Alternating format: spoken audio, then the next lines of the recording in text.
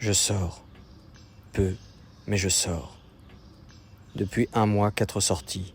1 par semaine pour que court mon enfant de 3 ans. Pour qu'il voie le monde.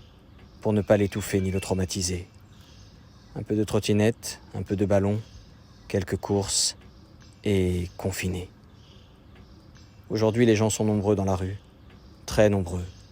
Trop nombreux. Je ne comprends pas. Hier, le président a annoncé un déconfinement partiel dans 1 mois. 1 mois. 1 mois, c'est long. Ce n'est pas maintenant. Que font-ils là? Qu'ont-ils compris de tout ça?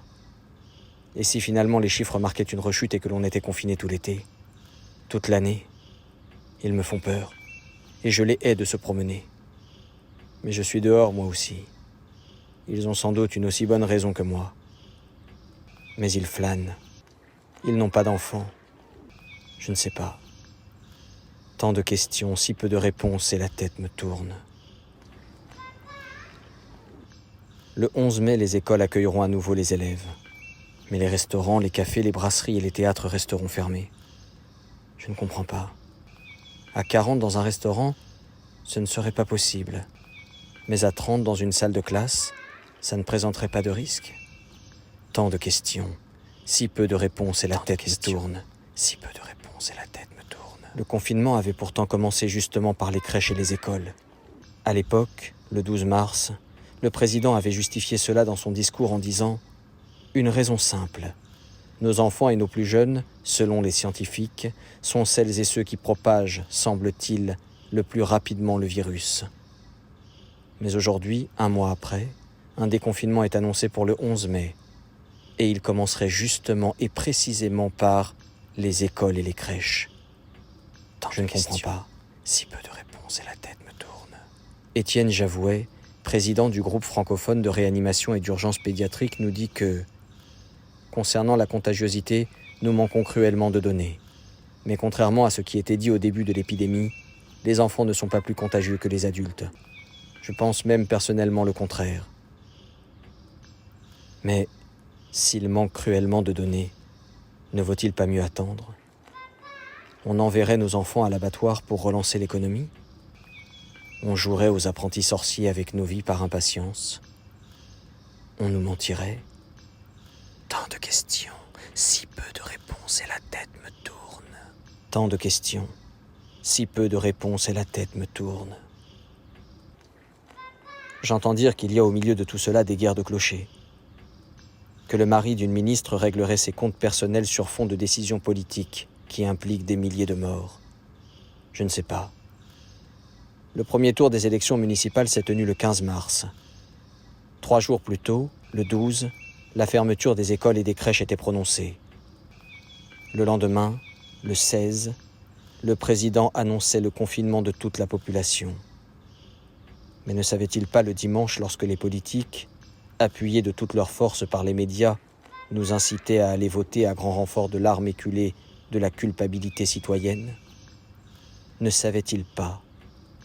Ne connaissait-il pas l'état des lieux? Et ne savait-il pas qu'il nous envoyait à l'abattoir pour des raisons de politique politicienne médiocre et méprisable? Alors, s'ils ne savaient pas, il faut ajouter à leur incompétence une bêtise déstabilisante. S'ils savaient, ce sont des assassins par procuration, mis en danger de la vie d'autrui, en bande organisée, avec abus de confiance. Non, je ne sais pas. On nous mentirait? On jouerait avec nos vies pour des raisons mercantiles et politiciennes? Tant de questions, si peu de réponses, et la tête me tourne. Au début de l'épidémie, il nous a été dit que nous n'avions pas besoin de porter de masque.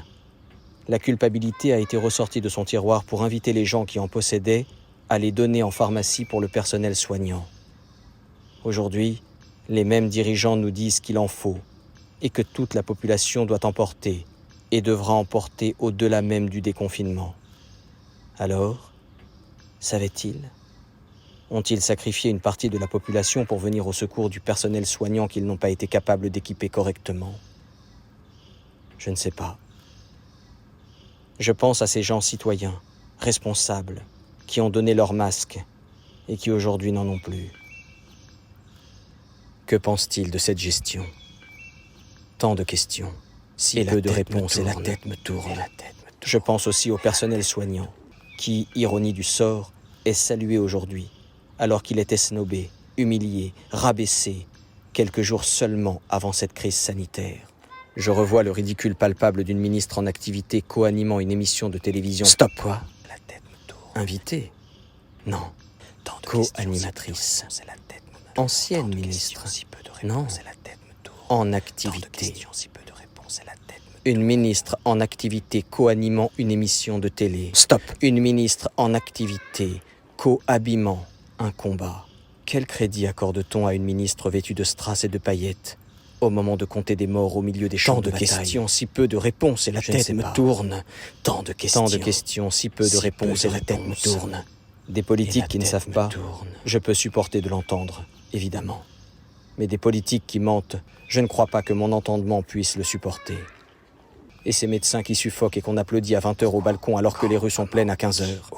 Et ces gens qui étouffent et qui perdent la vie sur des lits de réanimation de fortune. Stop. Tous ces gens qui ne manquent pas d'air. Et tous les autres qui meurent d'insuffisance respiratoire. Je suis étourdi par tant de questions. Je suis étourdi par tant de questions. Je suis étourdi par tant de questions. Je suis étourdi par tant de... Je suis étourdi par tant de questions. Je suis étourdi par tant de questions. Je suis étourdi par tant de questions. Si peu de réponses. Et la tête me tourne.